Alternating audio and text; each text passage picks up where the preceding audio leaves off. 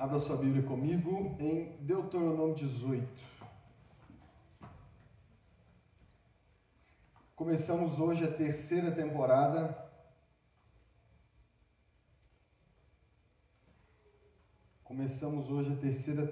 Da série Igreja Sem Paredes.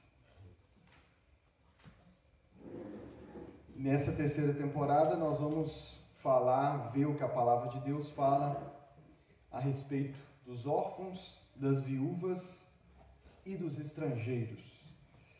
Qual é a vontade de Deus para a igreja com relação a esses três grupos de pessoas que, juntamente com os pobres, formam o quadripé, né? Aqueles quatro grupos que são a base do cuidado de Deus em toda a Bíblia, né? Que nós temos visto durante toda essa série.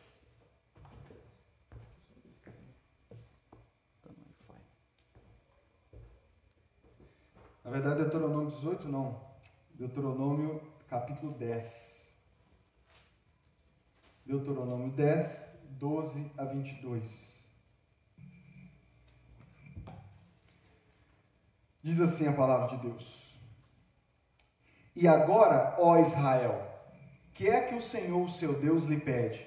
Senão que tema o Senhor, o seu Deus, que ande em todos os seus caminhos, que o ame e que sirva ao Senhor, o seu Deus, de todo o seu coração, de toda a sua alma, e que obedeça aos mandamentos e aos decretos do Senhor, que hoje lhe dou para o seu próprio bem? Ao Senhor, o seu Deus, pertencem os céus e até os mais altos céus, a terra e tudo que nela existe.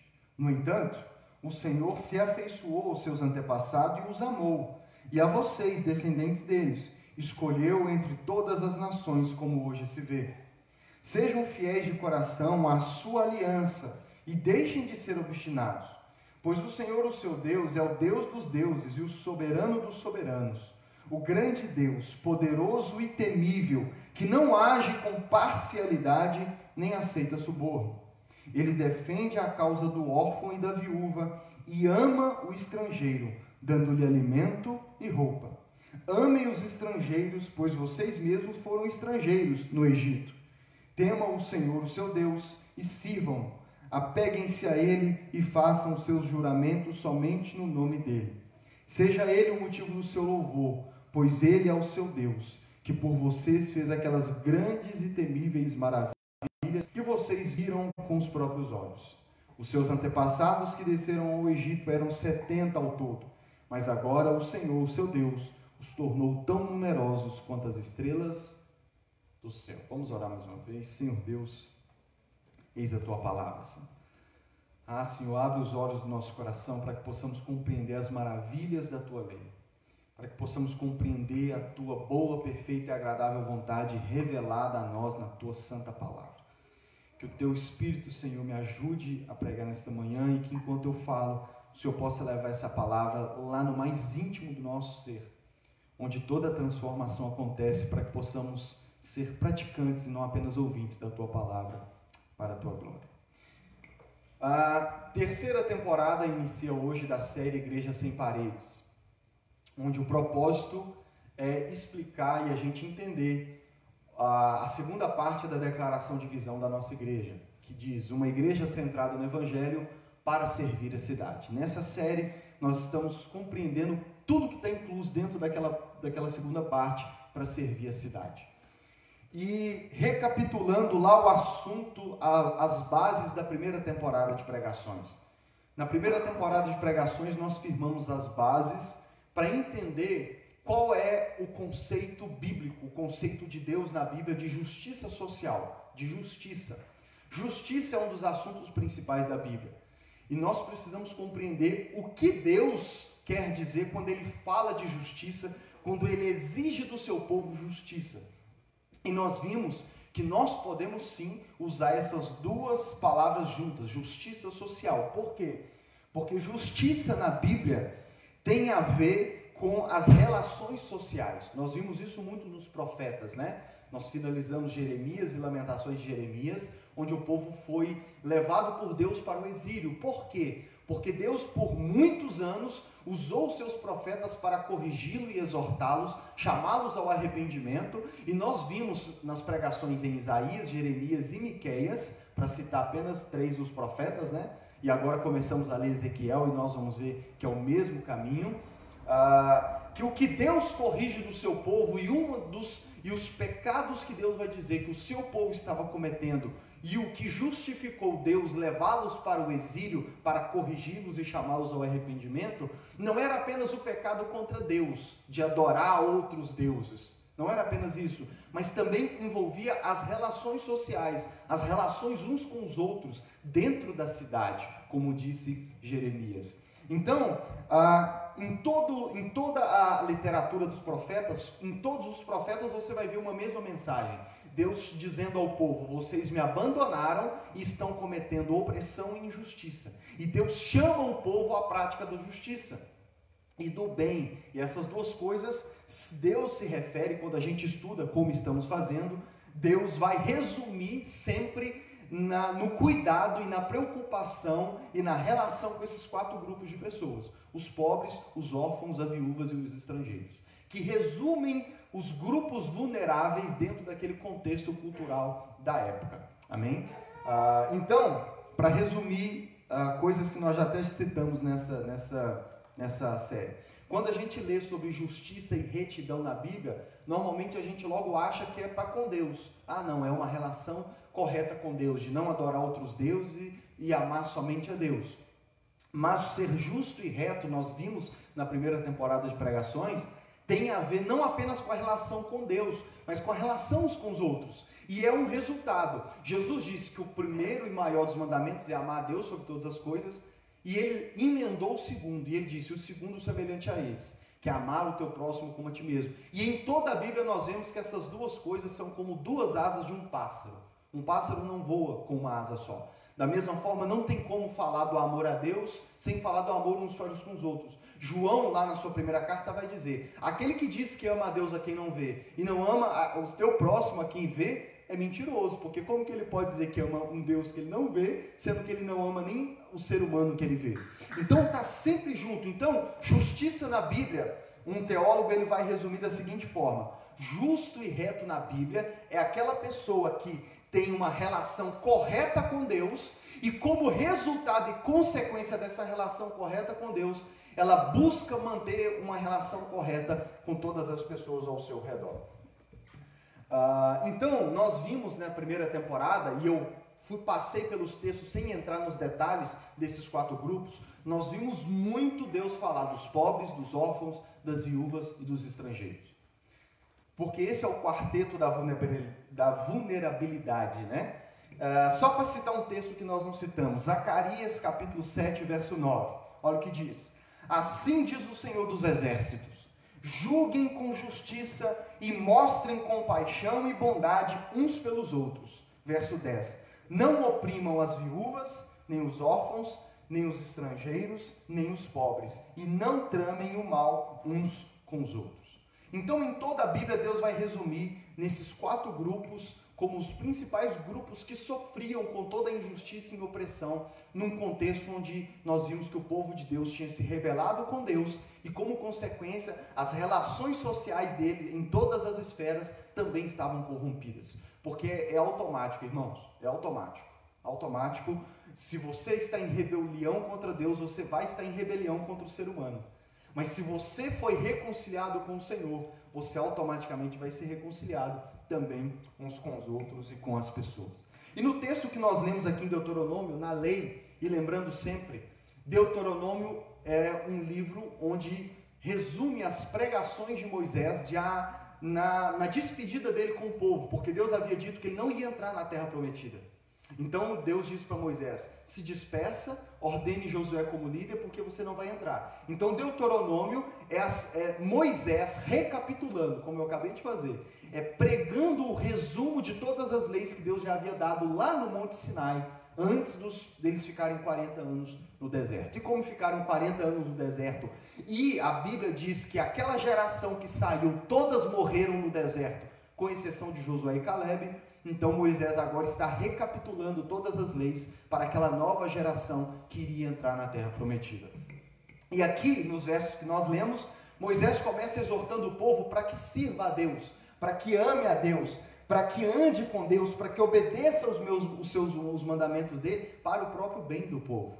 Para o próprio bem do povo.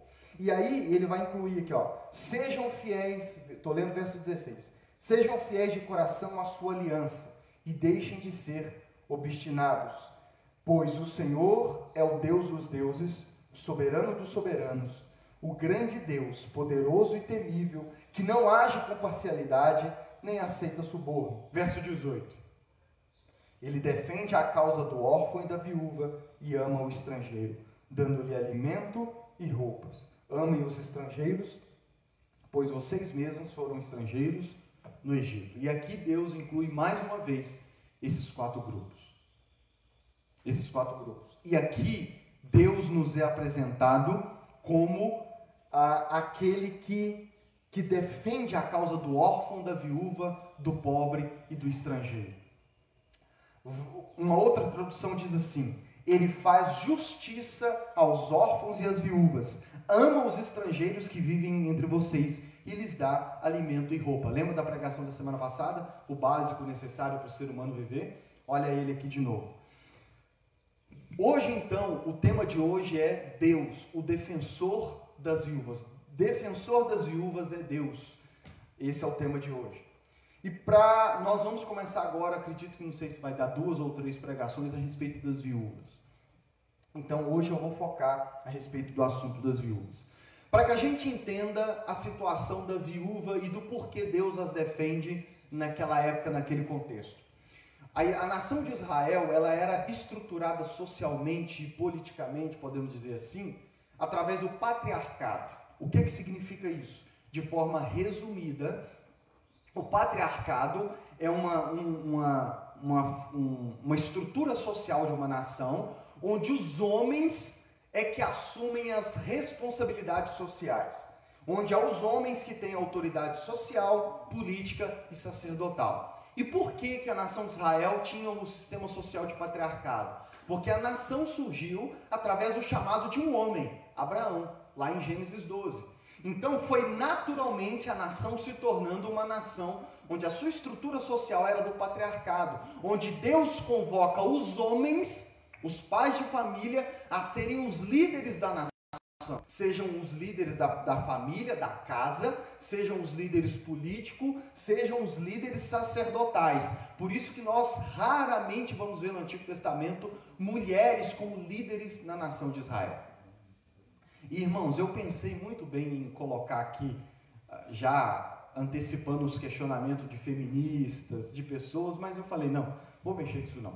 Se alguém tiver um questionamento, pergunta e a gente conversa, porque senão a pregação vai ficar aquela apologética e não é a intenção nessa série.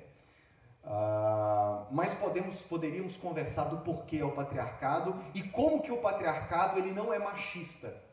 Eu vou até mandar para vocês uma matéria onde esclarece isso. Nem são autores cristãos, mas eles esclarecem isso. Que não é porque uma sociedade ela era estruturada de forma patriarcal, onde os homens tinham a responsabilidade, que significa que ela era machista, amém? Isso é questão das esquerdas, das feministas, que distorcem só para dizer que a Bíblia é machista. Mas isso é uma falácia, é algo que não, quando você estuda a Bíblia mesmo, não se sustenta, amém?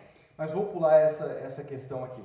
Então, os homens, eles tinham as responsabilidades sociais, eles tinham a responsabilidade política. Na sua casa, os homens eram os responsáveis, eles eram os líderes. Para quê? E detalhe, eles é que eram responsáveis pelo trabalho árduo. Isso em toda a história da humanidade, tá? Porque todas as nações, em toda a história, eram basicamente patriarcais. Os homens é que assumiam as responsabilidades, vamos dizer assim, mais perigosas, né? É os homens que iam para a guerra, é os homens que iam atrás do sustento, e etc, e etc. As mulheres era dado a grande responsabilidade, e essa é outra distorção que as feministas e a esquerda têm realizado hoje em dia, o fato de que uma mulher cuidar da sua casa, cuidar dos seus filhos e tudo mais, é algo assim, sabe? É algo desprezado, não é algo que tem valor, sendo que é justamente o contrário. Então as mulheres era dado cuidar das pessoas, dos filhos e tudo mais.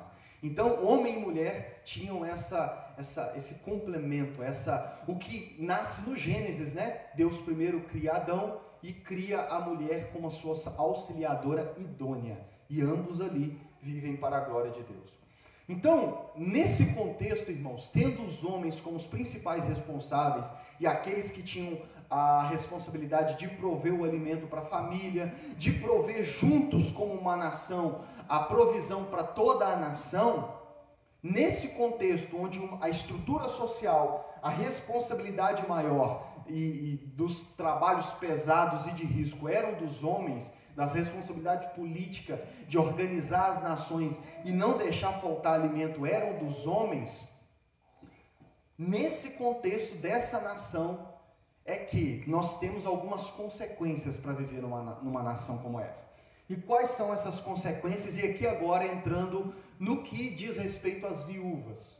Como que as viúvas se encaixam nesse contexto? Primeiro, como os homens tinham o trabalho pesado, como os homens é que iam para a guerra, a expectativa de vida dos homens era com certeza e naturalmente menor do que o das mulheres. Isso é óbvio, né? O trabalho era pesado e tudo mais. Então, qual é a consequência que nós temos dessa sociedade? É que os homens normalmente morriam primeiro que as mulheres. Essa é uma consequência. Os homens normalmente morriam primeiro que as mulheres. E os homens morrendo primeiro que as mulheres, era natural nessa sociedade nós termos mais viúvas do que viúvos. É por isso que, assim, são raros os textos onde a Bíblia vai falar sobre viúvos, embora tenha.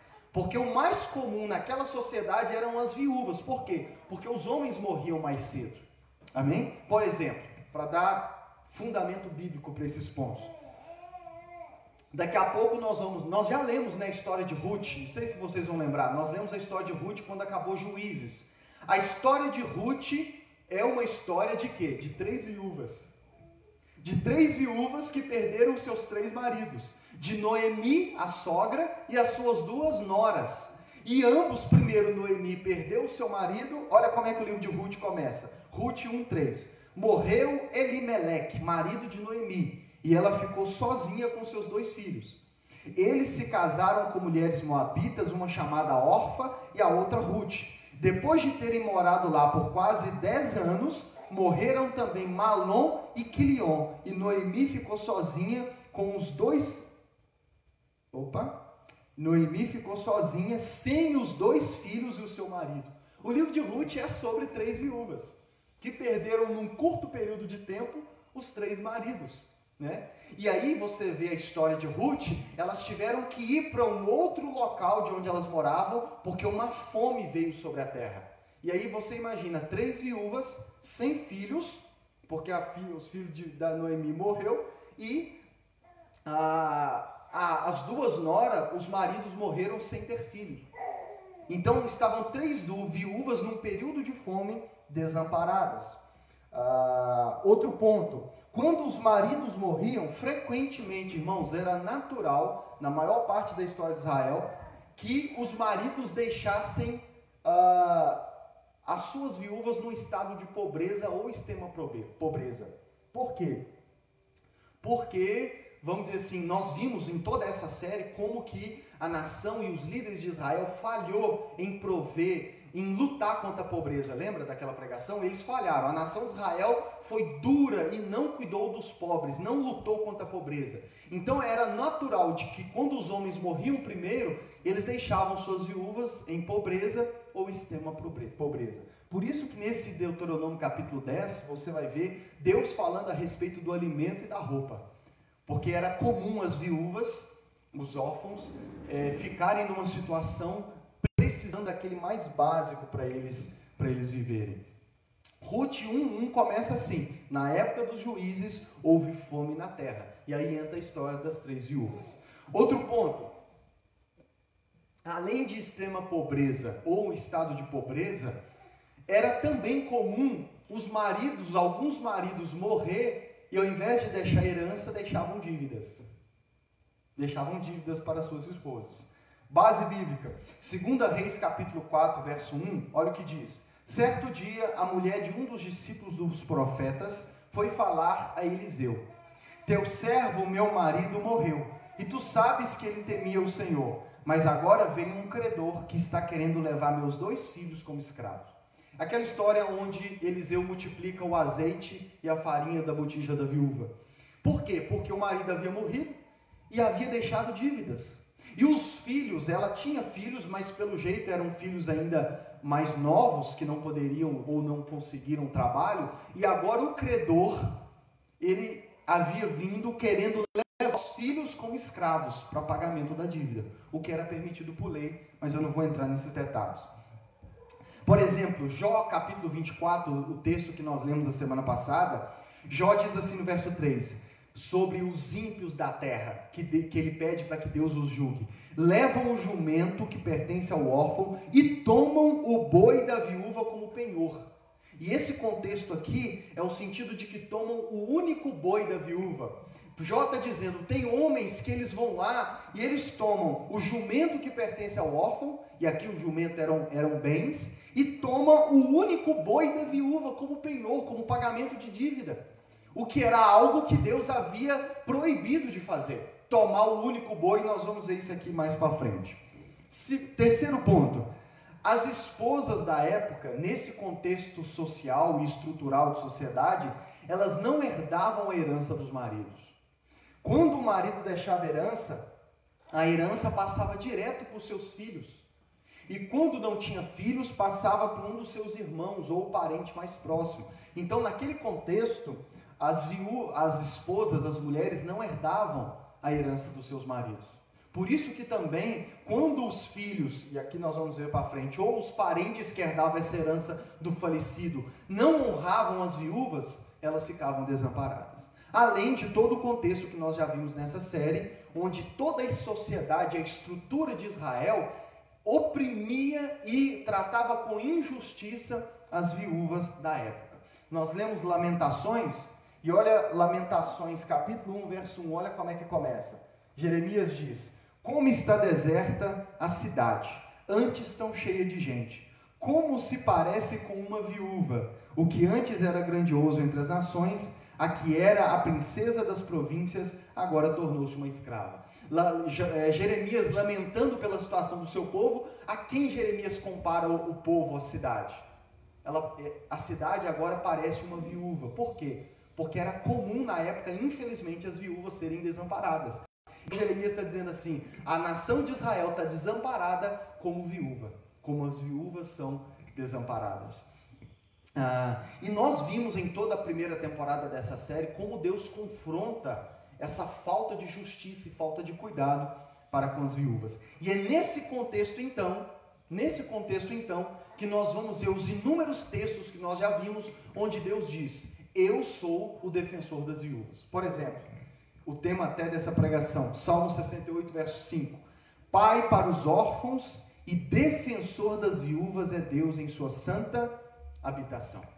Olha como Deus se apresenta: eu sou o defensor das viúvas. Lá em Deuteronômio 10 ele também diz isso. Ele defende a causa das viúvas, ou ele faz justiça às viúvas. Deus é um Deus que defende a causa da viúva. Ele se apresenta como uma das características do seu caráter, um dos seus atributos é o fato de que ele é defensor das viúvas. Por que Deus se apresenta como defensor das viúvas? Porque nós vimos aqui. Porque naquele contexto de sociedade, tendo um povo rebelde, e você reparou aqui em Deuteronômio, como que Moisés diz assim: temam e obedeçam ao Senhor de coração, não permaneçam obstinados. Nós vimos como que os profetas em vários momentos disseram: esse povo é um povo obstinado, que não quer me ouvir. Deus disse através dos profetas. Então Deus aqui está dizendo: não sejam obstinados, porque eu defendo a causa das viúvas. Agora a pergunta que nós temos que fazer é: o que Deus faz pelas viúvas? Como Ele as defende?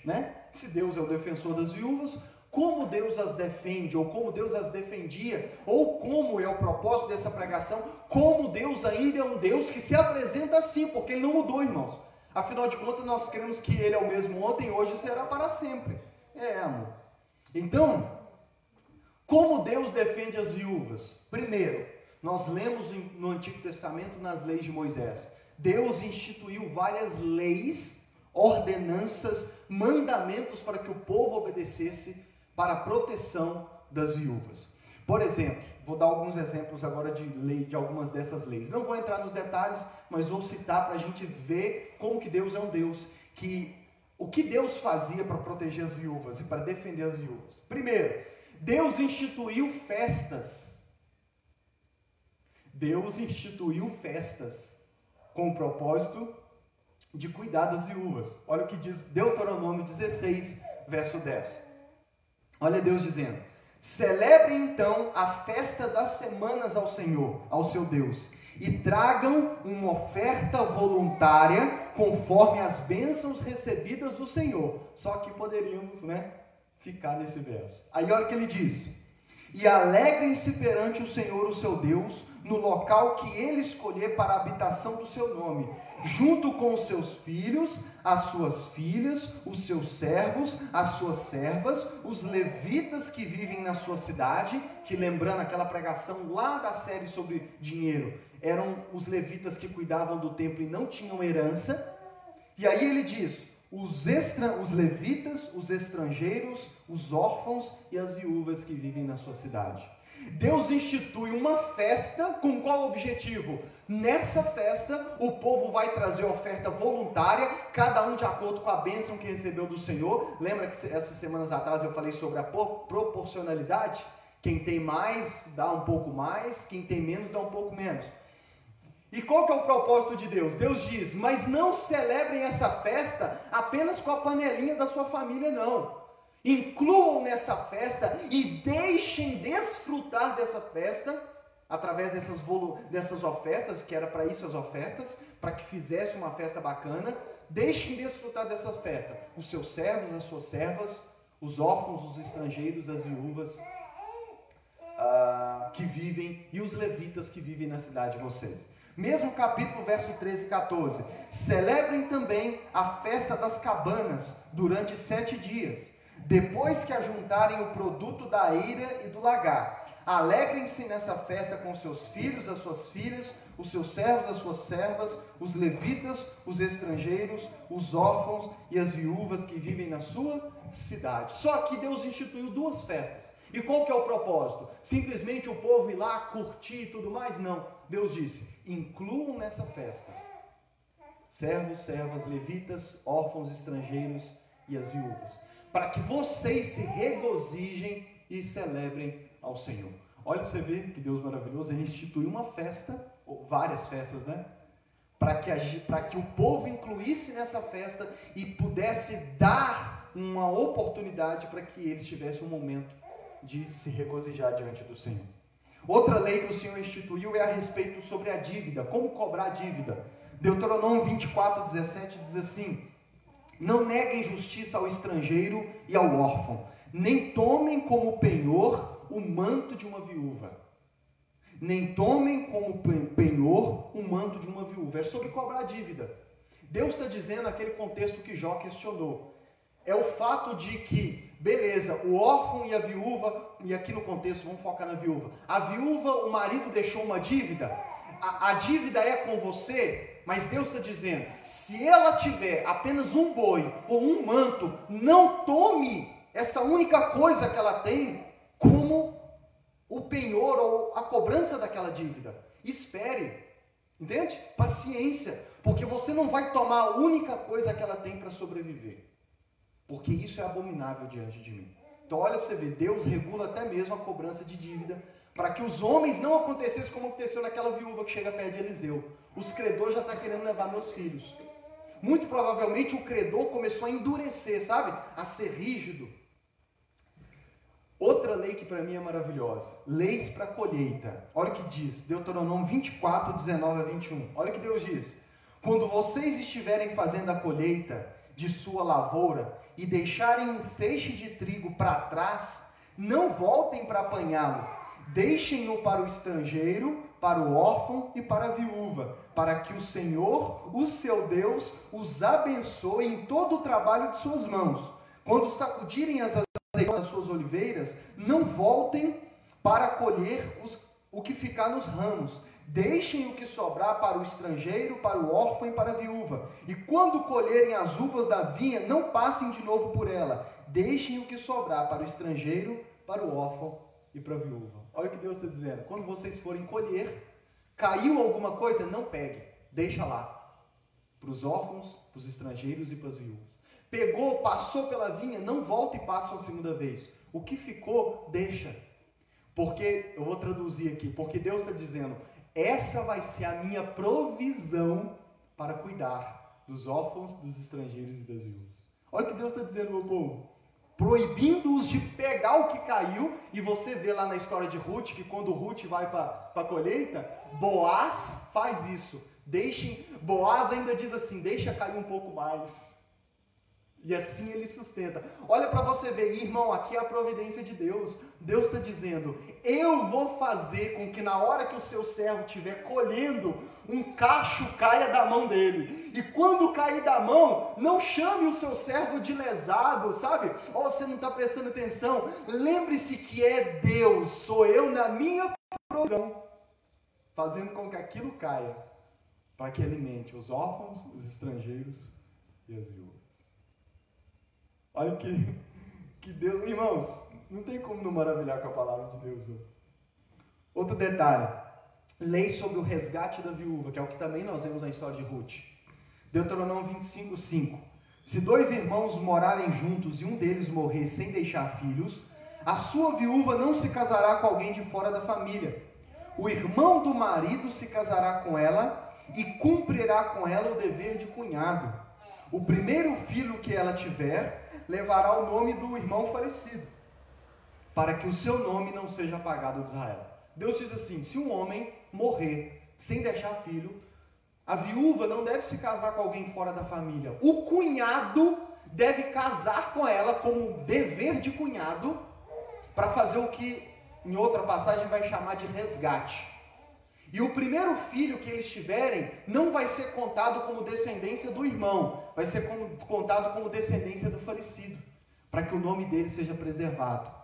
E qual que era o propósito de Deus também, irmãos? Numa sociedade onde os homens é que trabalhavam e exerciam as funções, a provisão de Deus, nós vamos ver isso aqui agora nos próximos, é que os filhos cuidem das suas mães viúvas. Então, percebe toda a providência de Deus para cuidar da viúva. Inclusive é isso que na história de Ruth Boaz faz. Lembra? Estão lembrados? Boaz tinha até um parente mais próximo, mas ele não quis resgatar Ruth. Aí Boaz falou, então eu vou resgatá-la. Outra lei, e aqui eu vou lembrar de vocês, outra lei, e olha o contexto, hein? Sabe uma outra lei que Deus instituiu para cuidar dos órfãos e das viúvas? O dízimo. Deuteronômio 14:28, olha o que diz. Ao final de 3 anos, tragam todos os dízimos da colheita do 3º ano e armazenem-os em sua própria cidade. Até aí a galera hoje gosta, né? Traz o dízimo, tem que trazer o dízimo. Aí olha o verso 29. Para que os levitas que não possuem propriedade nem herança, os estrangeiros, os órfãos e as viúvas que vivem na sua cidade venham comer e saciar-se, e para que o Senhor, o seu Deus, abençoe o trabalho das suas mãos. E você está percebendo Deus dizendo assim, se você deixar o que cair para eles, eu vou abençoar o trabalho das suas mãos. Deus agora está dizendo, tragam o dízimo, mas não é para ficar armazenado aqui não, é para alimentar os levitas, os órfãos, as viúvas e os estrangeiros, para que eles não apenas comam, mas saciam-se. E você sabe o que é saciar, né? É você comer até dizer, estou satisfeito. Deuteronômio 26:12. Quando tiverem separado o dízimo de tudo quanto produziram no 3º ano, o ano do dízimo, entreguem-no ao levita, ao estrangeiro, ao órfão e à viúva, para que possam comer até saciar-se nas cidades de vocês. Depois digam ao Senhor, ao seu Deus, retirei da minha casa a porção sagrada e dei ao levita, ao estrangeiro, ao órfão e à viúva, de acordo com tudo o que ordenaste. Não me afastei dos teus mandamentos, nem esqueci nenhum deles. Tragam o dízimo? Tragam o dízimo, de tudo, de tudo. Mas para quê, irmãos? para que seja direcionado aos levitas, aos órfãos, às viúvas e aos estrangeiros, para que eles se alimentem. Em outras palavras, Deus está dizendo, irmãos, o dízimo não é para mim. Deus não precisa de dinheiro. Precisa? Irmão, Deus precisa de dinheiro? Deus não precisa de dinheiro. O dízimo é para quê? Era para quê? Para cuidar dos necessitados da nação. Aí é que a gente entende, então, o contexto de Malaquias 3,10. Quando Deus está corrigindo o povo, dizendo que o povo estava roubando a ele, mas não é porque Deus precisa de dinheiro. Aí ele diz, tragam o dízimo todo ao depósito do templo, para que haja alimento na minha casa. Esse alimento é o que, irmãos?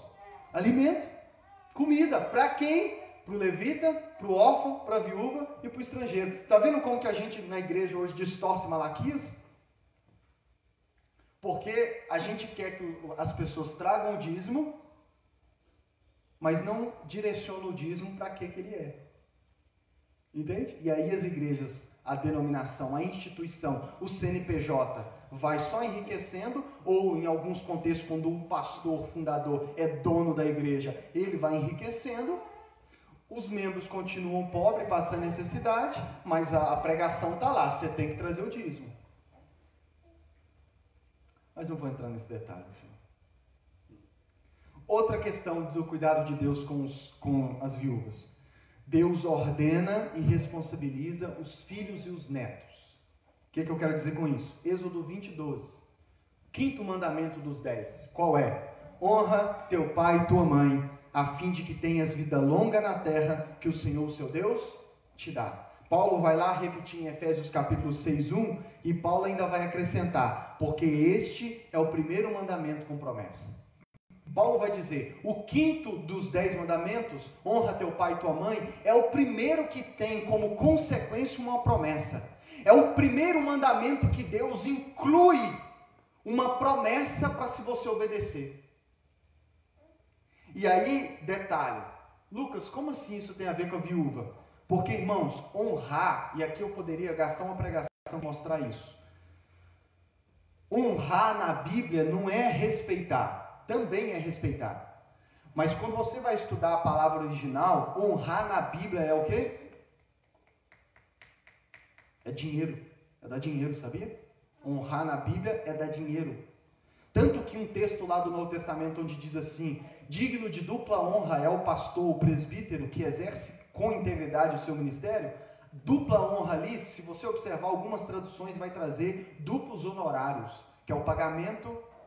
Então, honra na Bíblia, e eu até pensei em trazer mais textos aqui, mas eu trouxe apenas um, porque senão eu ia gastar tempo nisso aqui, e off aqui fora da pregação nós podemos entrar em outros detalhes.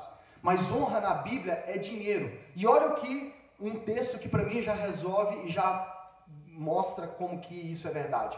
Mateus 15, verso 3 a 6. Jesus confrontando os fariseus, os religiosos. Preste atenção.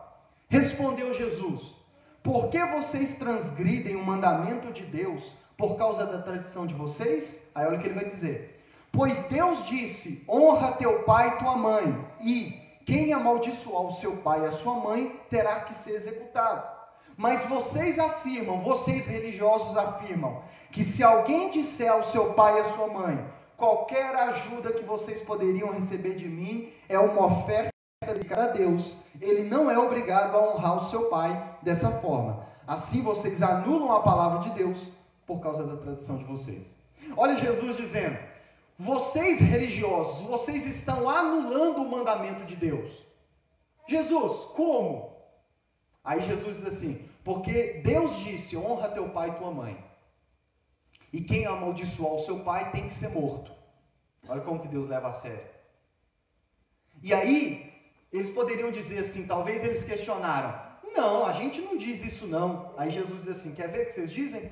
Quer ver que vocês quebram o mandamento de honrar pai e mãe? Aí Jesus diz assim, se vocês pregam que se um jovem, se um filho disser para os seus pais, olha, eu até tenho um valor financeiro aqui que eu poderia ajudar vocês, dinheiro, mas eu vou ofertar a Deus. Aí Jesus diz assim, vocês viram para esses filhos jovens e dizem, nesse caso vocês não precisam, E por que eles diziam isso? Porque a tal oferta para Deus ia para onde, irmãos? Para o gasofilácio, né? Que era eles que administravam. Então Jesus está dizendo, olha a blasfêmia que vocês fazem. Vocês dizem para um jovem que ao invés de ajudar os pais, se ele for ofertar a Deus, ele pode ficar em paz. Irmãos, como isso é comum nas igrejas hoje em dia? Você não pode pegar o seu dízimo desse mês e ajudar os seus pais que estão em dificuldade financeira. Você tem que pôr na igreja. Se a igreja ainda fosse lá e ajudasse, tudo bem, né? Porque aí, às vezes, o meu dízimo não vai resolver, mas aí junta com o seu, junta com o do irmão, a igreja consegue fazer algo, né, relevante. Mas não, esse não é o problema, esse não é a questão. Porque o dinheiro nunca chega lá onde tem que chegar. E Jesus já confrontava isso. Então, honrar, quando Deus disse para os filhos, honra teu pai e tua mãe, também é o quê? Bota a mão no bolso e ajuda-os, se for necessário. Principalmente, nesse contexto, se for viúva, porque já não tem o seu pai mais.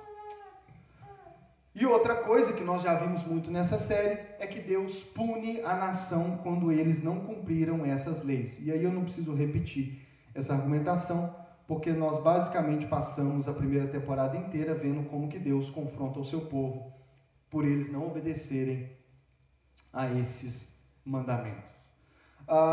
E quando, com relação, nós vimos o Antigo Testamento aqui agora, e com relação ao Novo Testamento, mesma coisa.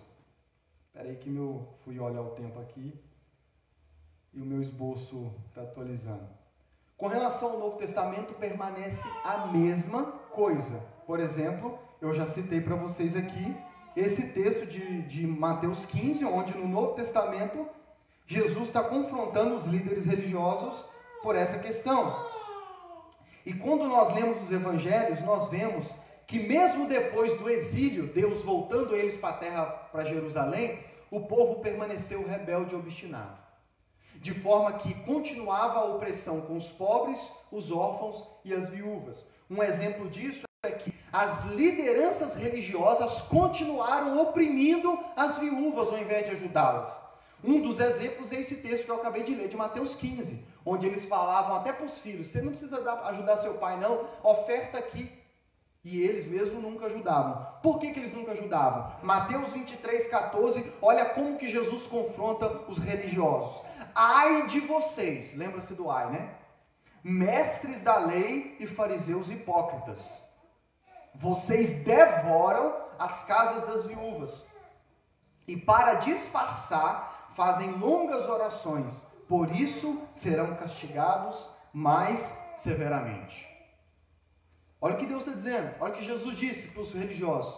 Ai de vocês, vocês vão ser punidos muito mais do que os ímpios, do que esses que vocês tanto criticam que são pecadores. Por que vocês vão ser punidos mais? Porque vocês estão devorando a casa das viúvas. E aqui vou juntar os dois. Vocês não apenas dizem para os filhos e pregam para os filhos que eles não precisam ajudar os seus pais, mas vocês mesmos, vocês devoram a casa das viúvas. E para disfarçar, vocês fazem longas orações. Os comentaristas bíblicos dizem que uma oração de um fariseu, de um mestre da lei, durava no mínimo 3 horas. E os comentaristas também dizem que, qual que é o contexto aqui? É que o mais provável é que as viúvas que tinham bens, os religiosos se aproximavam delas, fazia uma célula na casa delas, fazia uma oração de 3 horas, de forma que as pessoas se impressionam com performance, né? Nossa, ele é de Deus, olha como que ele ora alto, olha como que ele ora muito, né? E as pessoas, ainda hoje, elas se iludem muito fácil com a aparência. E é por isso que Jesus chama eles de hipócrita, porque eles só tinham aparência. E Jesus diz assim, vocês usam dessa aparência, vocês até oram, mas essa oração é pecaminosa, porque é apenas um disfarce para vocês devorar as viúvas. E os comentaristas dizem que, alguns historiadores dizem que o que eles faziam? Eles pediam às viúvas para que eles administrassem a herança delas, ou pedia grandes ofertas delas. E aí eles sugavam, devoravam as viúvas da sua época. Então nós vemos que na época de Jesus, os líderes religiosos continuavam explorando as viúvas. E as viúvas também eram ignoradas pelas lideranças políticas. Lucas 18, verso 2 a... Lucas 18, Jesus vai contar uma parábola. Talvez você já ouviu ela. Jesus disse que, vou ler, em certa cidade havia um juiz que não temia a Deus e nem se importava com os homens.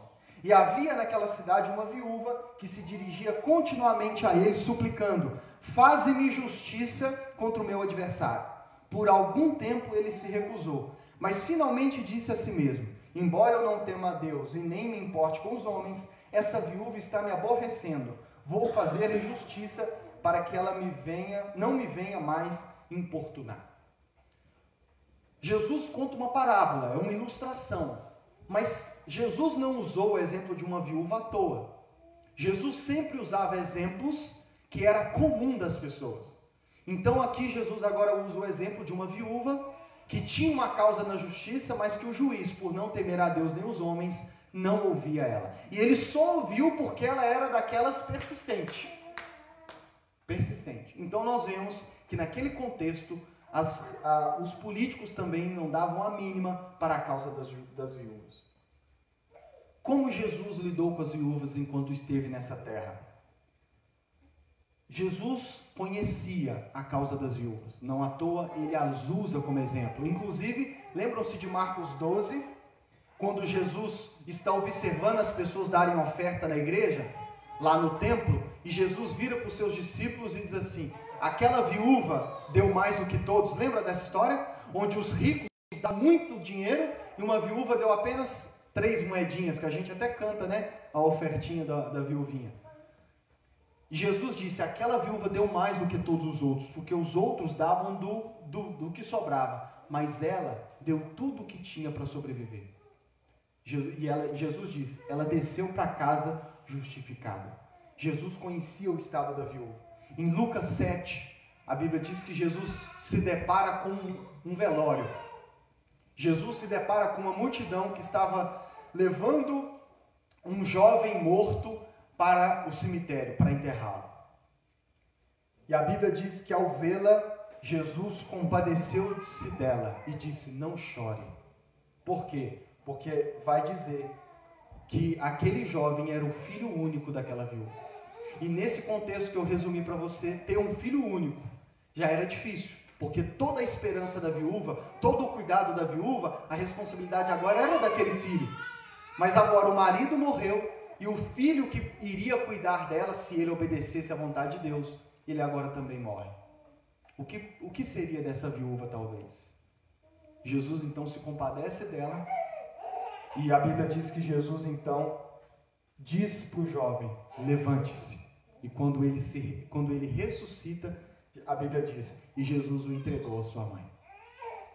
Olha a compaixão de Jesus para com eles. E poderia usar outros exemplos, né? O que eu citei semana passada, Atos capítulo 6. Como surgiu os diáconos na igreja?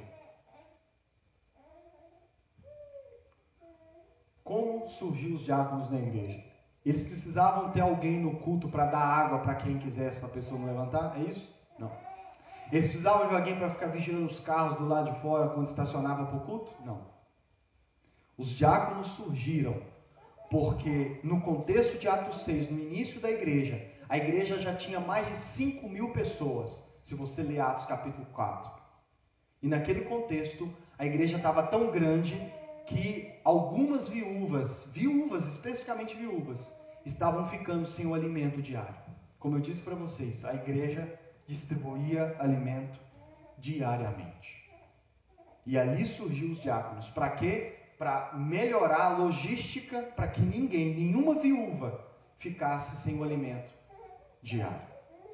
E eu vou finalizar. Tiago 27, olha o que diz.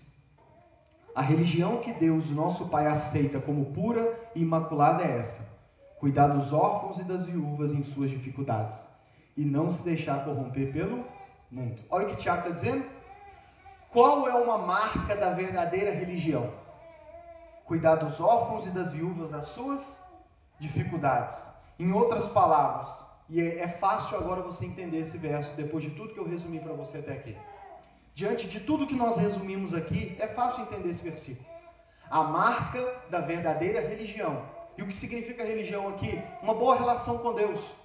A marca de uma verdadeira relação com Deus, uma das marcas de um verdadeiro relacionamento com Deus é a pessoa cuidar dos órfãos e das viúvas.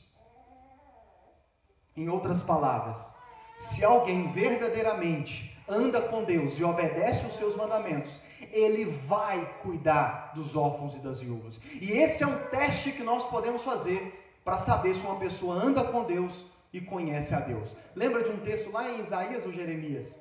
Quando Deus fala assim a respeito de um rei, ele cuidava dos órfãos e das viúvas, afinal de contas, não é isso que significa me conhecer? Esse texto é, em outras palavras, a mesma coisa. Uma das marcas da verdadeira religião, e é algo que você pode fazer um teste para saber se a religião daquela pessoa é verdadeira, é que a relação dela com Deus gera um cuidado com os órfãos e as viúvas nas suas dificuldades. E por que esse é um teste da verdadeira relação com o verdadeiro Deus? Porque da forma como começamos, Salmo 68, verso 5 diz: Deus é o defensor das viúvas em sua santa habitação. Semana que vem nós vamos ver o texto de Timóteo, onde Paulo dá as regras para como lidar com as viúvas na igreja. Fique de pé.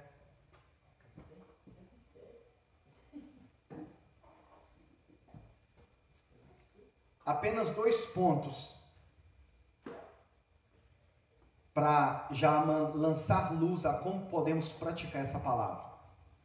Primeiro, diante desse resumo sobre a vontade de Deus a respeito das viúvas em toda a Bíblia, como a igreja pode deixar de tratar esse assunto, irmãos? Como que esse é um assunto que nós não ouvimos ou ouvimos tão pouco dentro das igrejas, nas pregações, nos púlpitos? Sendo que é um assunto que eu apenas resumi, está na Bíblia inteira. E olha, você viu o tom dos versículos, como Deus leva isso a sério. Como então nós hoje podemos dizer que somos cristãos, servimos ao Deus único e verdadeiro, e às vezes nos orgulhamos disso, mas falamos tão pouco na igreja a respeito do cuidado das viúvas? E como eu disse, hoje ainda acontece isso. O contrário, lideranças de igrejas evangélicas incentivar os filhos a não honrarem os seus pais, a não dizerem que a honra é dinheiro, a não dizerem e ainda dizerem que talvez, se o único valor que você tem para ajudar os seus pais em dificuldade é o do dízimo e da oferta, não ajude-os, traga para o altar de Deus. E segundo, é óbvio que o contexto cultural mudou. Nós não vivemos numa sociedade patriarcal. Está vendo? Amém? Nós temos uma realidade hoje onde viúvas têm herança ou podem trabalhar para se sustentar. Mas, mesmo com um contexto diferente, cultural diferente, nós devemos como igreja, e é o que nós queremos fazer, sentar e conversar, para nós entendermos como na nossa cultura do século 21, nós podemos praticar esse cuidado de Deus com as viúvas. E isso é algo que nós temos que conversar como igreja. Amém? Vamos orar. Senhor, nosso Deus, nosso Pai, obrigado por essa palavra. Obrigado, Senhor, pela Tua maravilhosa palavra, que a cada dia, Pai, nos deixa cada vez mais maravilhados. Obrigado porque o Senhor é um Deus que cuida dos órfãos, das viúvas, dos estrangeiros e dos pobres, como temos visto isso nessa série. Ensina-nos nesses próximos dias como podemos praticar essa palavra e cuidar, ainda hoje no século 21, a respeito de cuidar das viúvas, Senhor. Aquelas que perderam seus maridos, aquelas que talvez não tenham o amparo dos filhos, Senhor. Como podemos, como igreja, tratar desse assunto, para que não sejamos um povo obstinado de coração, rebelde de coração, ou que talvez, como Atos capítulo 6, tem falhado no cuidado com as viúvas.